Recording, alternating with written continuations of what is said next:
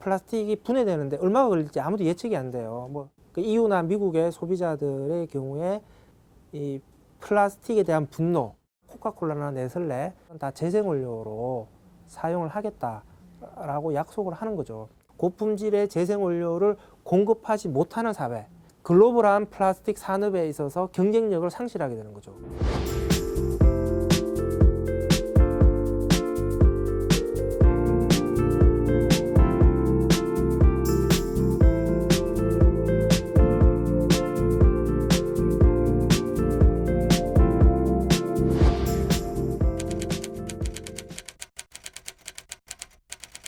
전체 플라스틱 없는 삶을 살아가자라고 하는 것은 불가능한 미션이기 때문에 자꾸 이걸 강조하다 보면 사람들이 너무 스트레스를 받고 죄책감에 쌓이게 되는 것이죠.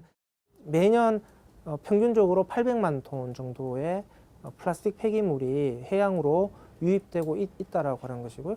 해양으로 유입된 플라스틱은 제거가 불가능해요. 그러면 플라스틱이 완전히 바다 환경에서 분해될 때까지 계속 기다려야 된다라고 하는 것이고, 그 기간 동안에 플라스틱이 끊임없이 쪼개지면서 미세 플라스틱화가 되면서 해양 환경을 오염시키고 해양 생태계 먹이 사슬을 통해서 결국 또 우리 인간에게까지 돌아오게 된다라고 하는 것인데,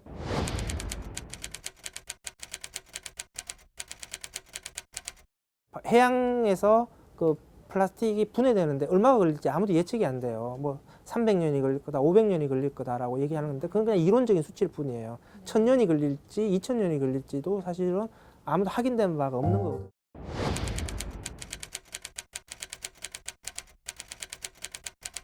그래서 작년부터 영국에서 시작된 그 플라스틱 어택이라고 하는 운동이 이 측면에서는 굉장히 중요하다고 생각을 합니다. 그러니까 소비자의 요구 혹은 소비자의 분노를 행동으로서 생산자들에게 보여줘야 된다는 것이죠.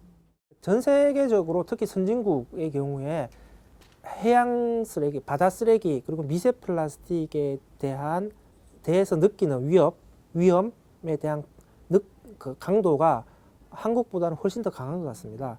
선진국의 EU나 미국의 소비자들의 경우에 플라스틱에 대한 분노, 그 플라스틱 문제 해결에 대한 요구가 굉장히 강한 것이죠. 그래서 정부에게 요구하기 이전에 플라스틱을 사용하는 생산자를 대상으로 해서 니네들이 플라스틱을 사용해서 제품을 만들어서 판매했기 때문에 결국 이런 문제가 발생을 하는 거다.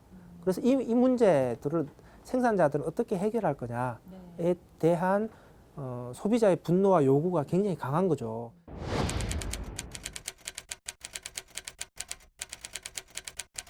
소비자의 분리배출은 4호 대응이거든요. 따라서 제품의 생산과 유통 단계에서의 근본적인 변화가 일어나야만이 그 변화에 호응을 해서 소비자 실천을 통해서 문제 해결에 갈 수 있는 것이지, 제품의 생산과 유통 단계의 문제를 해소하지 않고 소비자들의 실천만을 강조하게 되면은 좀 구조의 문제를 은폐하는 게 돼버리는 거죠.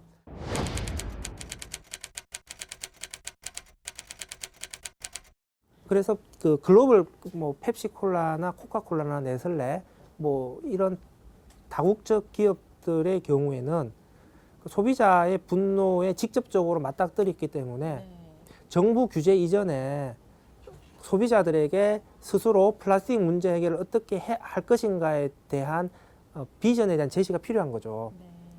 그래서 플라스틱 문제 해결을 위해서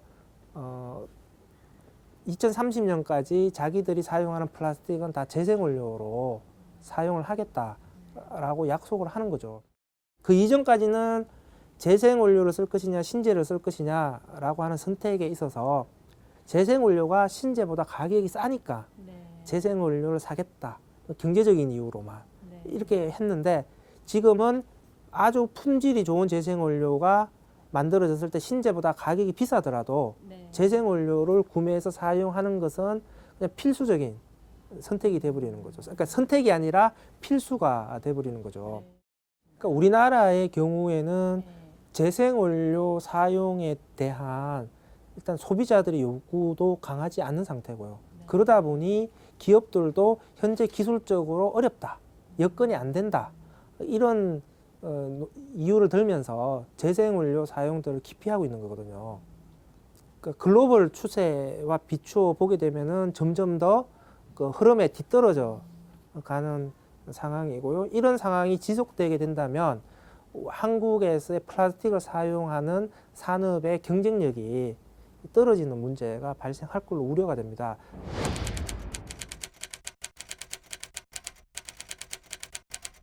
플라스틱을 사용하는 그 다국적 기업들의 경우에는 재생원료를 사용하겠다고 약속을 한 거고, 그럼 앞으로 재생원료의 사용량이 늘어날 수밖에 없을 거고요.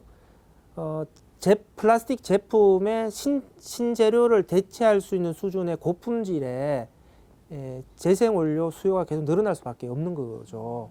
그러면 그 고품질의 재생원료를 공급할 수 있는 그 산업들이 그에 맞춰서 만들어져야 된다라고 하는 것이죠.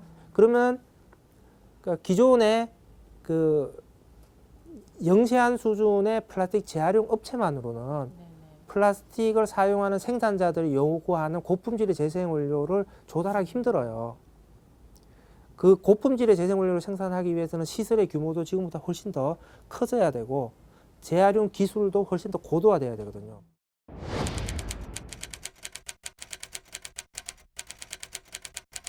그럼 이런 것들을 할 수 있는 산업은 대자본이거든요. 그리고 대기업들이고. 그럼 재활용 산업에 대기업들이 참여를 해야 되는 것이죠. 특히 지금 글로벌 기업들이 요구하는 것은 석유화학 회사들에게 그런 역할들을 요구를 하는 거거든요.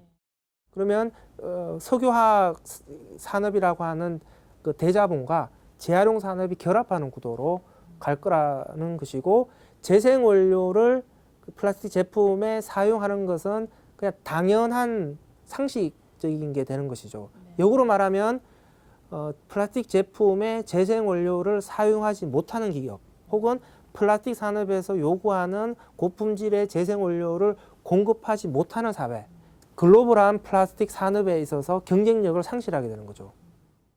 따라서 플라스틱 문제 해결을 위해서 재활용 산업을 고도화시키고 재생원료 사용 비율을 늘려야 된다라고 하는 것은 단순한 환경 문제가 아니라 플라스틱 산업 재편의 문제다라는 것이죠. 그러니까 환경의 문제이면서 산업의 문제이기 때문에 환경의 문제로만 협소하게 바라봐서는 문제 해결을 위한 대응이 소극적일 수밖에 없어질 거다.